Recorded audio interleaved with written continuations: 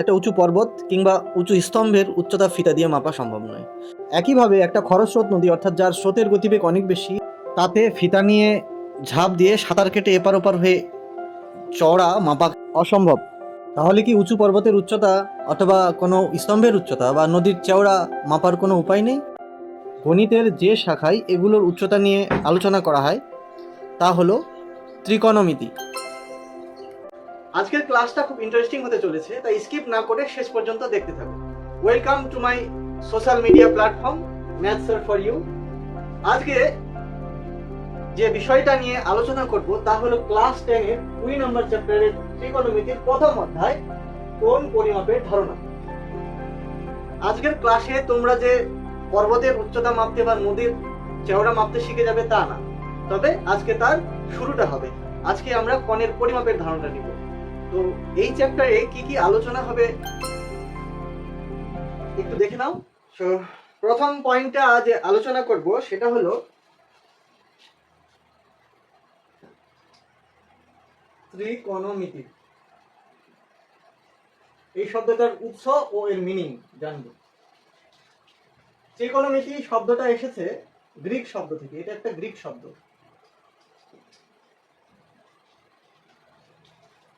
যেটা ইংরেজি থেকে বলা হয় এটাকে ত্রিগণ। এই ট্রিগোনোমেট্রিতে তিনটা শব্দ আছে, একটা হলো ট্রাই, একটা হলো গণ, আর একটা হলো ম্যাট্রন। ট্রাই মানে হলো তিন, গণ মানে হলো কোণ, ম্যাট্রন মানে হলো পরিমাপ। অর্থাৎ এই তিনটা মিলে তৈরি হলো ত্রিকোণমিতি আর ত্রিগোনোমেট্রি, এবং যার অর্থ হলো তিন কোণের পরিমাপ। তো তিনটা কোণ সাধারণত কার থাকে? ত্রিভুজের তিনটা কোণ থাকে। তো এই ত্রিকোণমিতিতে সমকোণী ত্রিভুজ, এটা একটা সমকোণী ত্রিভুজ। এই সমকোণী ত্রিভুজের কোণ আর বাহুগুলোর মধ্যে সম্পর্ক নিয়ে আলোচনা করা হয়েছে। এছাড়া আরো যে দুই প্রকার কোণ থেকে গেল, স্থূলকোণী ত্রিভুজ এবং সূক্ষ্মকোণী ত্রিভুজ, সেগুলোরও আলোচনা করা হয় ত্রিকোণমিতিতে, কিন্তু সেই ত্রিভুজগুলোকে সমকোণী ত্রিভুজে কনভার্ট করে গণনা করা হয়। এ ছিল ত্রিকোণমিতির একটা সংক্ষিপ্ত পরিচয়। এরপর আমরা চলে যাই দ্বিতীয় টপিকে, যেটা আমাদের আজকের মূল টপিক, সেটা হলো কোণের ধারণা।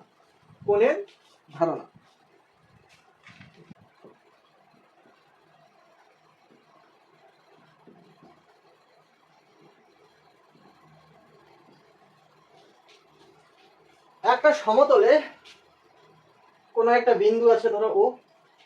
এই ও বিন্দু থেকে দুটো রশ্মি বেরিয়ে গেছে।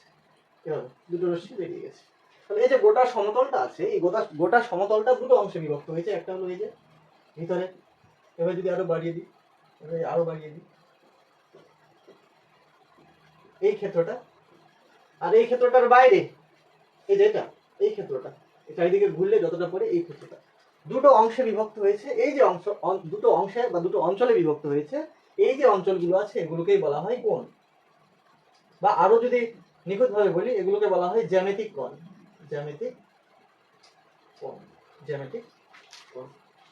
এই ভিতরের কোণটার নাম দিয়েছিলাম, ধরে এটা এ ও বি। ভিতরের কোণটা হলো এ ও বি, এটা ভিতরের কোণ। আর বাইরের যে কোণটা, এটাকে বলা হয় প্রবৃদ্ধ এ ও বি, প্রবৃদ্ধ অ্যাঙ্গেল এ ও বি।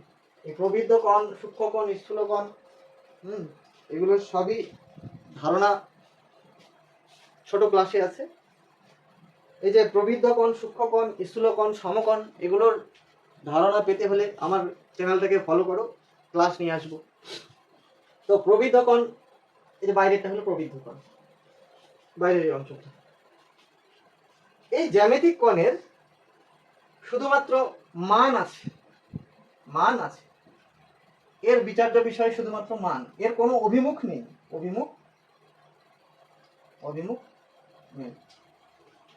আর এগুলোর মান 0 থেকে 360 ডিগ্রির মধ্যে যে কোনো মানই হতে পারে। 360 ডিগ্রির বড় কখনোই হবে না। 360 ডিগ্রির থেকে বড় কখনোই হবে না। সো জ্যামিতিক কোণের আমরা বেশ কয়েকটা বৈশিষ্ট্য পেলাম। একটা হলো, এগুলো হলো বৈশিষ্ট্য। একটা হলো এর মান আছে। 2 নাম্বার অভিমুখ নেই, এর কোনো দিক নেই। 3 নাম্বার এর মানগুলো 0 থেকে 360 এর মধ্যে যে কোনো মান হতে পারে। আর 4 নাম্বার বৈশিষ্ট্য হলো এটা 360 ডিগ্রি থেকে বড় কখনোই হবে না। তো এ গেল জ্যামিতিক কোণের ধারণা। এবার আমরা পড়ছি যেহেতু ত্রিকোণমিতি, এখানে কিন্তু কোণের ধারণাটা একটু ভিন্ন রকম। কেমন? চলো দেখা যাক। ধরো এই সমতলে একটা রশ্মি আছে যার নাম হলো ও এ। এই বিন্দুটাকে স্থির রেখে একই সমতলে এই রশ্মিটা হয় এদিকে ঘুরতে পারে, হয় এদিকে ঘুরতে পারে। এদিকে ঘোরাটাকে কি বলা হয়? ঘড়ির কাঁটার বিপরীত দিকে, মানে অ্যান্টি ক্লকওয়াইজ। Anti clockwise. অথবা এদিকে ঘুরতে পারে, এদিক থেকে এদিকে, উপর থেকে নিচে। এটা কি ক্লকওয়াইজ? এটা ক্লকওয়াইজ।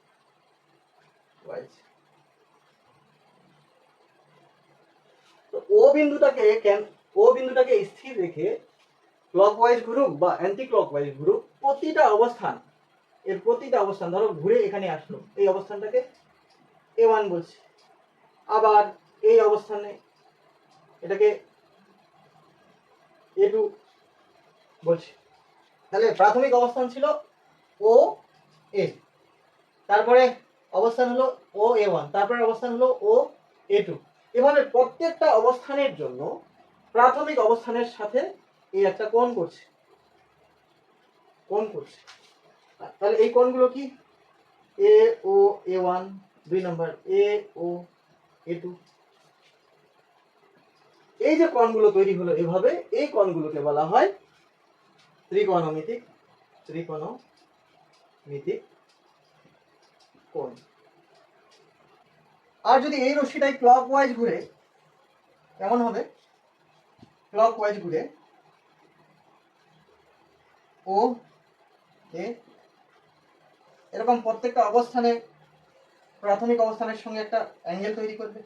এটা ধরলাম A1, এটা A2, এটা A3। ঠিক আছে?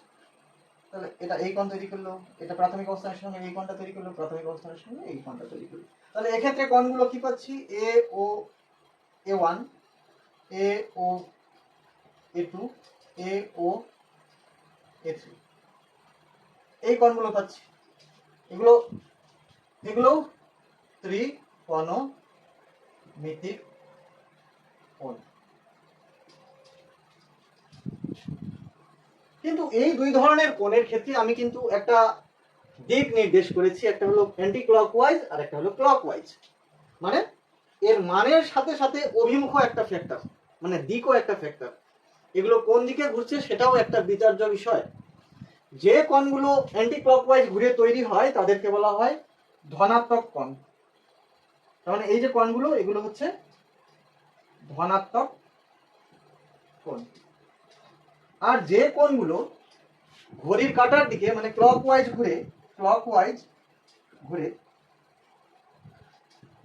ঘুরে তাদের বলা হয় ঋণাত্মক কোণ।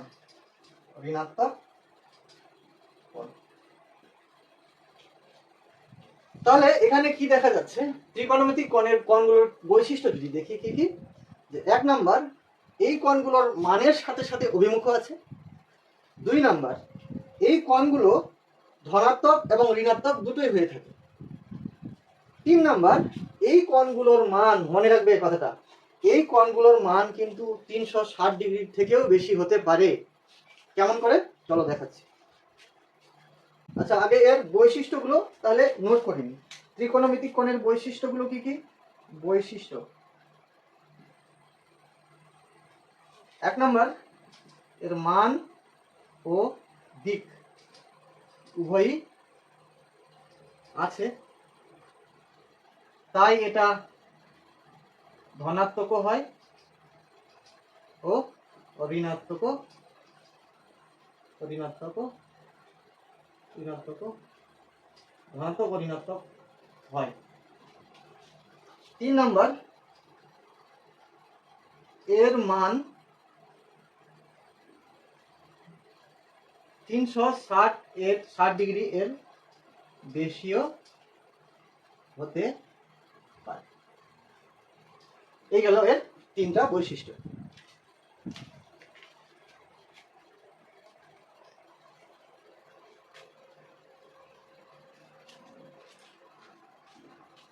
এরপর আমরা দেখে নেব যে ত্রিকোণমিতিক কোণগুলোর মান কিভাবে ধনাত্মক আর কিভাবে ঋণাত্মক হচ্ছে এবং এর মান কি করে 360 এর বেশিও হতে পারে। 3টা রশ্মি নিচ্ছি, ও এ, একই রশ্মি নিচ্ছি, ও এ,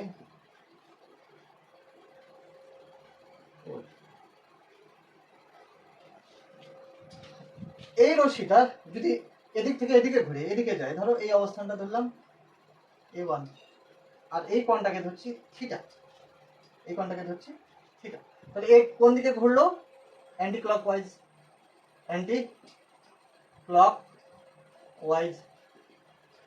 তাহলে এর মানটা হবে অ্যাঙ্গেল এ ও A1 এটা ইকুয়াল হবে থিটা।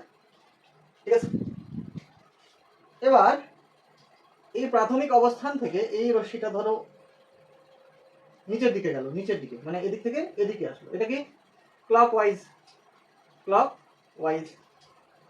আর ধরি এই যে কোণটা করলো এটা হলো থিটা, তাহলে এক্ষেত্রে অ্যাঙ্গেল এ ও A1 এটা হবে মাইনাস থিটা। কেন? মাইনাসটা কিন্তু মানটাকে বোঝাচ্ছে না, মাইনাসটা এখানে বোঝাচ্ছে যে এটা কোন দিকে ঘুরছে। Minus is the sign of its direction, মাইনাসটা এই কোণটার ডিরেকশনকে বোঝাচ্ছে, কোন দিকে? অ্যান্টি ক্লকওয়াইজ, সরি ক্লকওয়াইজ ঘুরছে। ঠিক আছে, এরপর চলে যায় যে কখন কখন 360 এর বেশি হয়। ধরি যে এই রশ্মিটা এভাবে ঘুরতে শুরু করলো, ঘুরতে ঘুরতে ঘুরতে ঘুরতে পুরো একবার ঘুরলো, এদিকে ক্লকওয়াইজও ঘুরতে পারে, অ্যান্টি ক্লকওয়াইজও ঘুরতে পারে। তো ক্লকওয়াইজ অ্যান্টি ক্লকওয়াইজ ধরলাম, অ্যান্টি ক্লকওয়াইজ এভাবে ঘুরতে ঘুরতে সম্পূর্ণ একটা পাক ঘুরে আর একটু ঘুরলো, এখানে আসলো, এভাবে পুরো ঘুরে, এভাবে পুরো একটা পাক ঘুরে আরো এতটা গেল, এভাবে সরি এখান থেকে শুরু, তাহলে পুরোটা ঘুরলো, এখানে আবার আরেকটু ঘুরলো, ধরলাম এই যে একটু আছে, এই একটু ধরলাম থিটা। ঠিক আছে, তাহলে এই যে অ্যাঙ্গেলটা আছে এ ও, এক্ষেত্রে এই অ্যাঙ্গেলটা এ ও A1 ড্যাশ এটা ইকুয়াল টু কিন্তু 360 প্লাস থিটা। ঠিক আছে, তাহলে বোঝা গেল যে ত্রিকোণমিতিক কোণ কিভাবে 360 এর বেশি হতে পারে। চলো তাহলে নেক্সট টপিকে চলে যাই। এবার আমরা জানবো ত্রিকোণমিতিক কোণের পরিমাপের ধারণা। ত্রিকোণমিতিক কোণ পরিমাপের দুটো পদ্ধতি আছে, একটা হলো ষষ্ঠিক পদ্ধতি,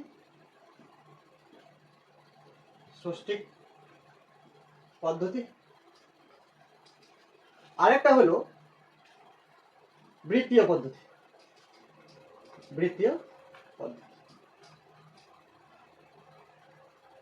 ঠিক আছে, এবার একে একে ষষ্ঠিক পদ্ধতি আর বৃত্তীয় পদ্ধতি কি সেটা জানবো। প্রথমে চলে আসি 1 নম্বর ষষ্ঠিক পদ্ধতি। এটা কি জিনিস? ষষ্ঠিক পদ্ধতিতে দুটো পরস্পরের উপর লম্ব সরলরেখা নেওয়া হয়, একটা হলো অনুভূমিক আর একটা হলো উলম্ব। তো এই দুটো সরলরেখা যে কোণ তৈরি করেছে এই কোণটাকে ধরা হয় এক সমকোণ। এবার এই এক সমকোণকে সমান 90 ভাগে ভাগ করলে, ধরো এই কোণটা এটাকে যদি সমান 90 ভাগে এভাবে ভাগ করি, এভাবে 90 ভাগে ভাগ করি, আমি আইডিয়া থেকে করছি, 90টা হবে না কিন্তু 90টা করতে হবে, বুঝে নেওয়ার চেষ্টা করবে। এরকম 90টা ভাগ করলাম, কথার কথা বলছি, 90টা ভাগ করলাম, তাহলে প্রত্যেকটা ভাগকে বলবো, প্রত্যেকটা ভাগকে এই যে এটুকুন বা এটুকুন এই একটা ভাগকে আমরা বলবো এই যে এটুকু হলো 1 ডিগ্রি, এটাকে জুম করে দিলাম। ঠিক আছে, এটা হলো 1 ডিগ্রি। এবার এই 1 ডিগ্রিকে যদি আরো 90 ভাগে ভাগ করি, সরি ভুল বললাম একটু, অর্থাৎ এই 1 ডিগ্রিকে যদি আমরা আরো 60 ভাগে বিভক্ত করি, এটাকে যদি আরো 60টা ভাগ করি, ছোট ছোট করে এরকম 60টা ভাগ করি, তাহলে এই প্রত্যেকটা ভাগকে বলা হবে 1 মিনিট। এই প্রত্যেকটা ভাগকে বলা হবে 1 মিনিট। এবার ধরো এই মিনিটটাকে জুম করে এতটা করলাম। এবার 1 মিনিটের আবার যদি 60 ভাগ করি, 1 মিনিটের আবার 60 ভাগ করি, তাহলে এই প্রত্যেকটা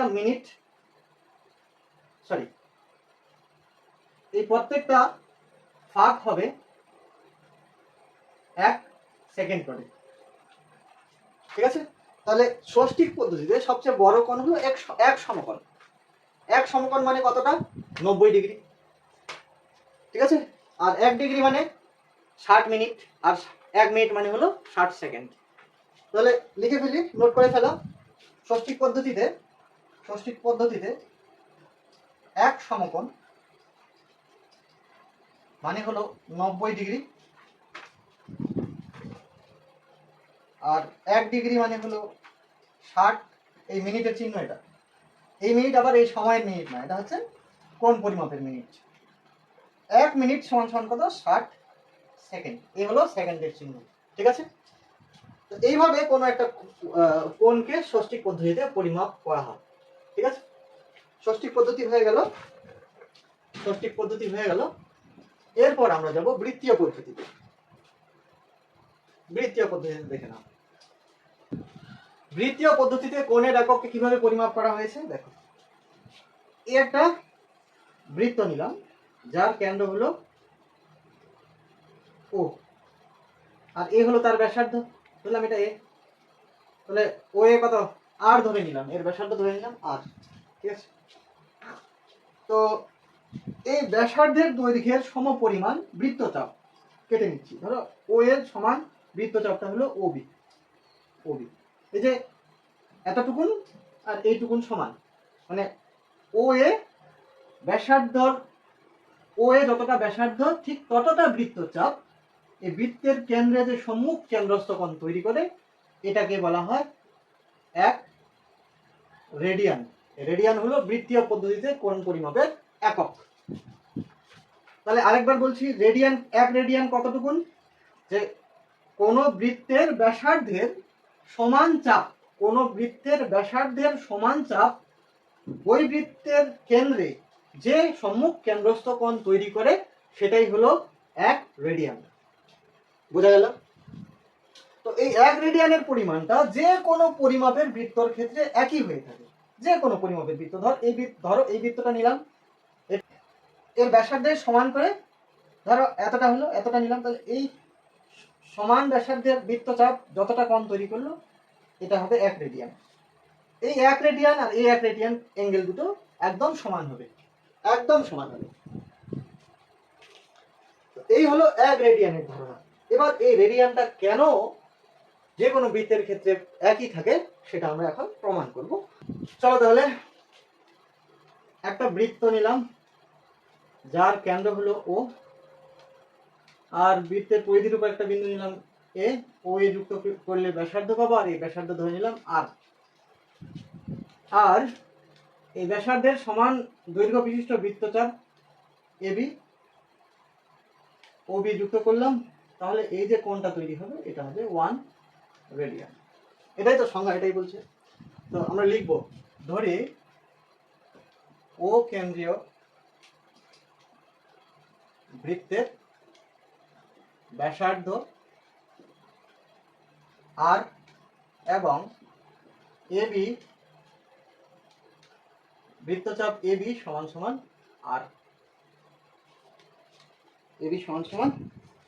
আর।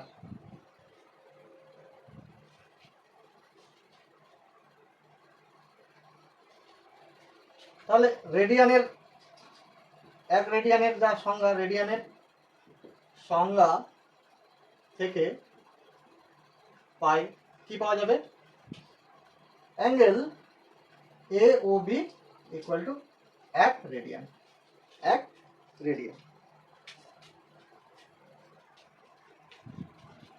এবার বৃত্তচাপটা কত? বৃত্তচাপটা হলো এবি, এটা ইকুয়াল টু আর। আচ্ছা, বৃত্তের পরিধি কত? বৃত্তের পরিধি যেহেতু ব্যাসার্ধ আর, তাহলে পরিধির সূত্র আমরা জানি 2 পাই আর। এবার এই যে এই ও এটা যদি একবার ঘুরে, তো গোটা পরিধিটা ঘুরবে এবং কতটা কোণ তৈরি করবে? কতটা কোণ তৈরি করবে? 360 ডিগ্রি বা 4 সমকোণ। কতটা কোণ একবার ঘুরলে কতটা কোণ তৈরি করবে? 4 সমকোণ। তাহলে এই যে এবি এতটুকু ঘুরলে কতটা কোণ তৈরি করছে? 1 রেডিয়ান। 1 রেডিয়ান। তাহলে এদের মধ্যে যদি আমরা সম্পর্কটা বার করতে চাই, তাহলে আমাদের একটু ত্রৈরাশিকে যেতে হবে। তো একদিকে লিখবো আমি বৃত্তের পরিধি, আর একদিকে লিখবো পরিধির দ্বারা উৎপন্ন কোণ। বৃত্তের পরিধি যখন 2 পাই আর, তখন কতটা কোণ তৈরি হয়? 4 সমকোণ। 4 সমকোণ। বৃত্তের পরিধি যখন এবি, বৃত্তচাপটাও পরিধির অংশ, তো বৃত্তচাপ যখন এবি, এবি হলো আর, তখন কোণ কতটা তৈরি করছে? 1 রেডিয়ান। তাহলে এই যে বৃত্তের পরিধি আর উৎপন্ন কোণ, এই দুটো রাশির মধ্যে সম্পর্কটা কি? সরল। বৃত্তের পরিধি যত বেশি হবে, উৎপন্ন কোণ তত বেশি হবে। তো এই সম্পর্কটা কি? সরল। এখানে ত্রৈরাশিকের নিয়ম যদি ইউজ করি আমি, তাহলে আমি লিখতে পারবো বৃত্তের পরিধি ও উৎপন্ন কোণ, মানে কেন্দ্রস্থ কোণ, এই যে উৎপন্ন কেন্দ্রস্থ কোণ সরল সম্পর্কযুক্ত।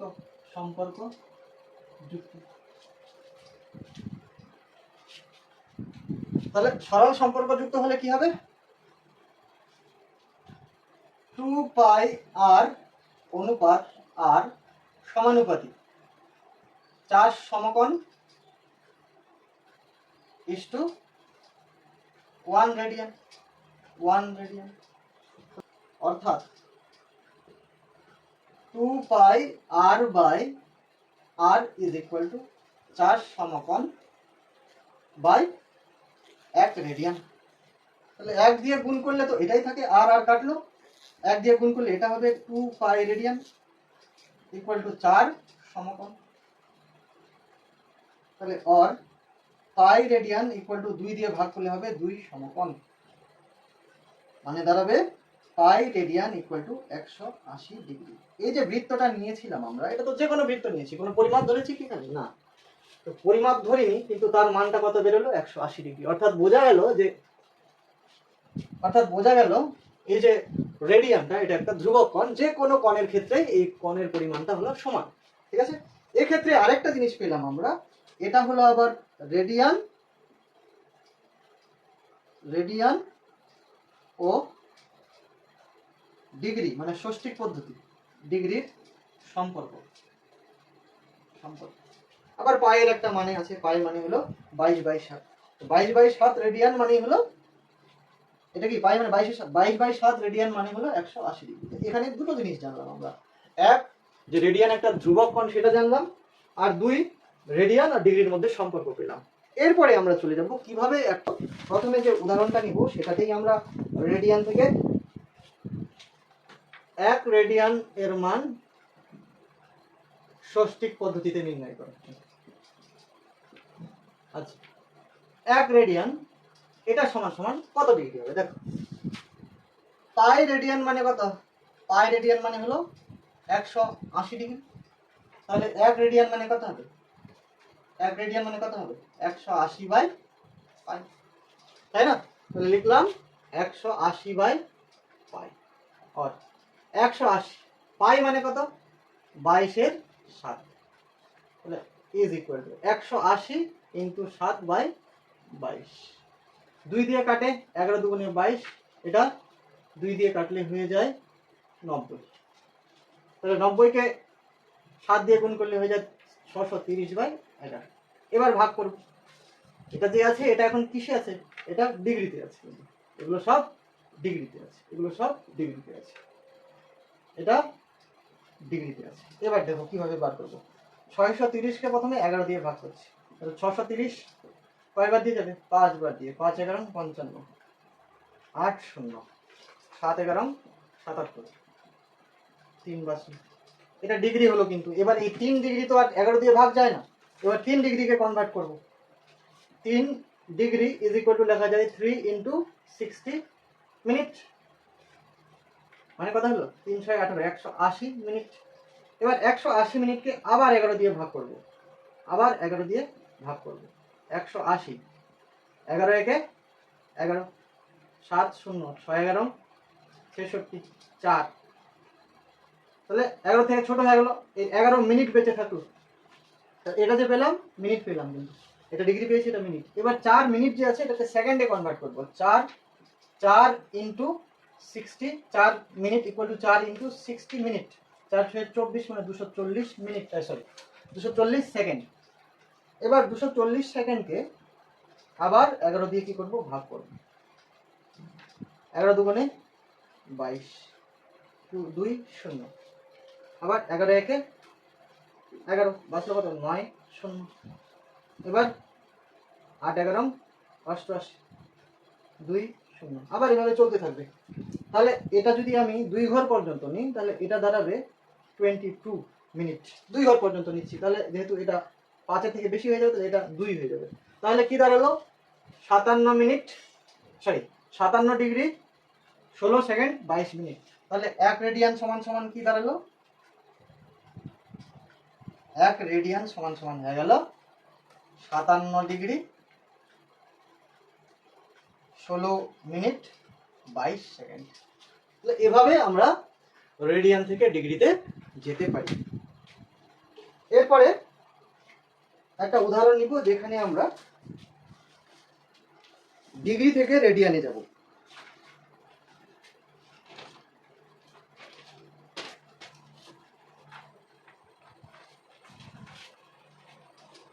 এটা জাস্ট খালি করব 2,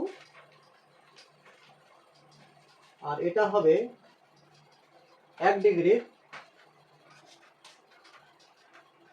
বৃত্তীয় পদ্ধতিতে মান নির্ণয়। ঠিক আছে, বাকি সব মুছে দেব।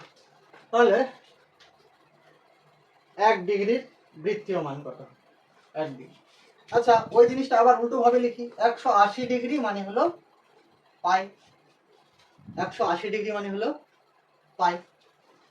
তাহলে 1 ডিগ্রি মানে কত হবে?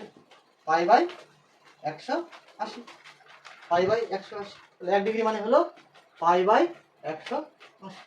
এবার পাই মানে কত? 22 এর 7 বাই 180, বাই 1 করে দিলাম। তাহলে কি লিখতে পারবো? 22 এর 7 ইন্টু 1 বাই 180। ঠিক আছে, কাটে উপর নিচ, 11 একে 11 90। তাহলে কত হলো? উপরে হলো 11, উপরে হলো 7 9 630। এটা কিসে আসবে? এটা কিসে আসবে? এগুলো রেডিয়ানে আসবে, রেডিয়ানে আসবে। তাহলে 1 ডিগ্রি সমান সমান হলো 11 বাই 630 রেডিয়ান। তাহলে বলো তো,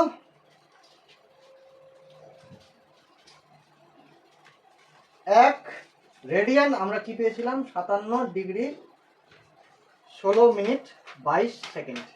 আর 1 ডিগ্রি কত পেলাম? 11 বাই 630 রেডিয়ান। তাহলে কে বড়? 1 রেডিয়ান বড় না 1 ডিগ্রি বড়? অবশ্যই 1 রেডিয়ান বড়, কারণ এটা তো 1 এর থেকে কম। এটা 1 রেডিয়ানের থেকে কম না, অপ্রকৃত, সরি এটা একটা প্রকৃত ভগ্নাংশ, তাহলে এটা 1 রেডিয়ানের কম না, তাহলে অবশ্যই এটা হলো বড়। তাহলে এই দুটো অঙ্ক যে করলাম, এই দুটো প্রমাণ করে যে 1 রেডিয়ান 1 ডিগ্রির থেকে বড়। যদি ক্লাসটা হেল্পফুল বলে মনে হয় এবং ভালো লাগে, তাহলে লাইক, কমেন্ট ও শেয়ার করবে, আর আমাকে সোশ্যাল মিডিয়া প্ল্যাটফর্মে ফলো করবে। গুড বাই, দেখা হচ্ছে নেক্সট ক্লাসে।